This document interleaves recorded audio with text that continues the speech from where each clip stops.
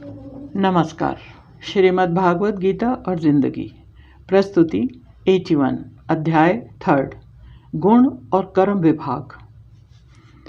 श्लोक 28 भावार्थ। किंतु हे महाबाहु, गुण विभाग और कर्म विभाग के तत्व को जानने वाला ज्ञानी पुरुष यह समझकर कि गुण ही गुणों में बरत रहे हैं, अर्थात 3 गुणों से उत्पन्न अंतःकरण सहित इन्हीं गुणों से उत्पन्न विषय में बरत रहे हैं, उनमें आसक्त नहीं होता। महामहोपाध्याय बाल शास्त्री हरदास जी के विचार हैं, मनुष्य का शरीर एक श्रेष्ठ यंत्र है और वह निरंतर चालू रहता है। इस शरीर रूपी यंत्र में जगत के बाह्य पदार्थ का ज्ञान कराने वाले कुछ साधन होते हैं, वैसे ही शरीर के समस्त व्यवहारों को चलाने वाले दूसरे साधन होते हैं। जगत का ज्ञान कराने वाले साधनों को ज्ञानेंद्रिय कहते हैं।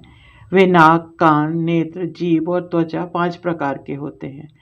जगत का ज्ञान करने वाले ये 5 साधन मनुष्य के पास होने के कारण वह समझता है कि उन साधनों से अनुभव होने वाला जगत ही 5 प्रकार का है। भौतिक विज्ञान की अधिक समृद्धि होने से ज्ञान के जिन विविध साधनों का आविष्कार हुआ, उन्होंने इंद्रियों की विविध शक्तियों को और अधिक सूक्ष्म कर दिया। उनके कारण किसी नए ज्ञान साधन की पूर्ति नहीं हुई। मनुष्य के पास शरीर के व्यवहारों और व्यापार को चलाने के लिए 5 साधन हैं। वो हैं हाथ, पैर, वाणी, गुदा और उपस्थ। ये 5 कर्मेंद्रियां अपने आप सारे व्यवहार किया करते हैं। स्वयं को जानने और समझने के लिए हरदास जी के उक्त विचारों पर हमें ध्यान देना चाहिए। ज्ञानेंद्रियां और कर्मेंद्रियां शरीर में अपनी तरह से प्राकृतिक रूप से प्रत्येक जीवधारी में उपस्थित हैं, परंतु इन सबको संचालित करने वाला केंद्र एक ही है। वो ज्ञान या अनुभव कहा जा सकता है। 10 इंद्रियों से संचालित व्यवहार एक दूसरे के गुणों में ही बरत रहे हैं। इन गुणों को कर्म समझ अपने को कर्ता मान लेना सच नहीं है। मेरे गुरु तुल पिता श्री लालचंद चड्ढा जी का भी यही मानना है कि गुणों का गुणों में बरतना ही जीवन प्रक्रिया है, जिसे उचित रूप से समझना या प्रयोग में लाना ही ज्ञानी पुरुष का कर्तव्य है। जो मनुष्य इस प्रक्रिया में स्वार्थी या अहंकारी हो जाते हैं, वे राह भटक जाते हैं और क्षण भंगुर सुखों को शाश्वत मानने की भूल कर बैठते हैं। ऐसे मनुष्यों को श्री कृष्ण ने अज्ञानी कहा है। यही वो विषय है जिसे सामान्य लोग सच मान लेते हैं और उसी के अनुसार व्यवहार करने लगते हैं। प्रस्तुत श्लोक में श्री कृष्ण ने अर्जुन को अज्ञान के अंधकार से बाहर निकलकर शाश्वत ज्ञान को समझने की प्रेरणा दी है। सोना, खाना, उठना, बैठना आदि ये सब कर्म ही हैं, पर ये ज्ञान के अंतर्गत नहीं आते। ज्ञानी मनुष्य जो कर्म करते हैं वो बिना किसी स्वार्थ के करते हैं। ऐसे कर्म करने से अहंकार और लोभ मनुष्य को पथभ्रष्ट नहीं कर सकते। बात केवल अर्जुन को समझाने या समझने की नहीं है। हम सभी ऐसे ही मोहजाल में फंसे हैं और हमें खबर तक नहीं है। यदि हम अपने कर्म स्वार्थ से परे हटा लें और मोह का त्याग कर दें, तो जीवन निश्चित ही सुखमय हो जाएगा। यही सच्चे ज्ञानी के लक्षण हैं। शारीरिक व्यवहार और मानसिक अर्थात तर्क बुद्धि द्वारा दिया गया सामयिक व्यवहार, दोनों में अंतर है। वो क्षणिक सुख भले दे, पर मानसिक त्रासदी को समाप्त नहीं कर सकता। दूसरी ओर एक बुद्धिजीवी आत्मज्ञानी सदा ही शाश्वत लाभ का अधिकारी होगा। अज्ञानी हमेशा ही भौतिकता के लालच में घिरे रहते हैं। उनका व्यवहार, उनकी सोच, उनकी इच्छाएं और उनके वचन आदि हर बात में अहंकार की झलक स्पष्ट दिखाई देती है। इसी अहंकार में धृतराष्ट्र अंधा था और दुर्योधन क्रोधित था और किसी भी तरह से युद्ध कर अपने को सर्वोच्च सिद्ध करना चाहता था। दुर्योधन क्रोध में शत्रु को ललकार रहा था और अर्जुन का मन मोह में पिघला जा रहा था। दोनों ही अज्ञानी हैं। दोनों ही विवेक का साथ छोड़ बैठे हैं। दुर्योधन को युद्ध का शंखनाद सुनाई दे रहा था और अर्जुन को अपना हृदयनाद। ऐसे में श्री कृष्ण ने अर्जुन को विवेक से काम लेने को कहा। दुर्योधन के साथ युद्ध रोकने के उनके सारे प्रयत्न विफल हो चुके थे। अब यदि अर्जुन ने भी हथियार डाल दिए तो भारत भूखंड में अराजकता को फैलने से कोई नहीं रोक सकता। स्पष्ट है कि संकट की घड़ी में मनुष्य को विवेक से काम लेना चाहिए, उत्तेजना से नहीं।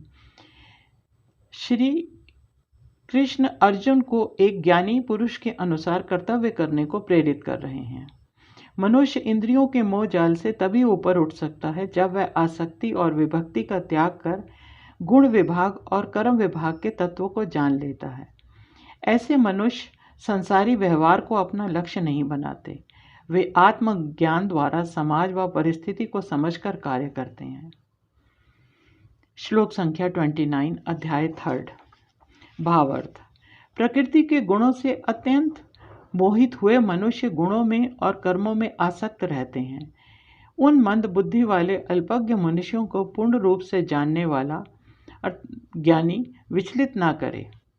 हम अपने आसपास देखकर यह अंदाज़ा तो लगा ही सकते हैं कि भौतिक उपलब्धियों के लिए लोग किस तरह मारामारी करते रहते हैं। भौतिक सुखों का विकास और उसके लिए उपयोग में आने वाली वस्तुओं का विकास जिस तेजी से हो रहा है, उससे भी कहीं अधिक गति से लोग साम दाम दंड द्वारा उसका संचय करने में लगे हैं। इन सब के चलते इंद्रिय सुखों के ऊपर और कुछ भी है वे सोच ही नहीं पाते, बस यहीं कोल्हू के बैल की तरह घूमते रहते हैं। जब अर्जुन भी मोह में डूब गया और बार बार यही प्रश्न करने लगा तो श्री कृष्ण ने अर्जुन को ज्ञानी पुरुष के लक्षण और कर्तव्य समझाने का प्रयास किया। प्रस्तुत श्लोक में श्री कृष्ण ने अर्जुन को महाबाहु कहकर संबोधित किया है। स्पष्ट है कि वे अर्जुन के मन में उठ रही दुविधा से, संशयों से उसका ध्यान बटाना चाहते हैं। ज्ञानी लोगों का कहना है कि यदि हम मन की शांति चाहते हैं तो हमें अपने मन में चल रहे अंतर्द्वंद को रोकना होगा। श्री कृष्ण ने अर्जुन को महाबाहु कहकर उसे एक योद्धा होने का एहसास दिलाया, क्योंकि वे जानते थे कि अर्जुन एक ज्ञानी पुरुष है और योद्धा भी। वह बात के तथ्य को समझेगा। यदि उसे उसकी योग्यता का स्मरण कराया जाए तो निश्चित ही वह मोह का त्याग कर विवेक से निर्णय लेगा। हमें भी समाज में या अपने परिवार में कई ऐसे उदाहरण मिल सकते हैं जहाँ कभी किसी से जबरदस्ती कुछ करने को मजबूर किया जाए तो सामने वाला बागी हो जाता है, या फिर बिना किसी उत्साह के काम तो कर लेता है परंतु अक्सर असफल ही होता है। इसलिए श्री कृष्ण चाहते थे कि अर्जुन स्वेच्छा से आगे बढ़कर युद्ध करे। बाहरी जगत में दिखावे के लिए लोग भौतिक सुखों को समेटने की स्पर्धा में लगे रहते हैं, पर जो विवेक और आत्मज्ञान से निर्णय लेकर कोई काम करते हैं तो वे सफल तो होते ही हैं, ज्ञानी और महान भी कहलाते हैं। वासना के लिए मनुष्य मात्र अपने ही स्वार्थ देखता है। ऐसा ना होता तो द्रौपदी को भरी सभा में अपमानित करने के लिए घसीट कर ना लाया जाता, परंतु वर्तमान में भी ऐसी घटनाएं होती रहती हैं। पर कोई कृष्ण आगे बढ़कर द्रौपदी को बचाने नहीं आता। धन्यवाद। नीरा भसीन।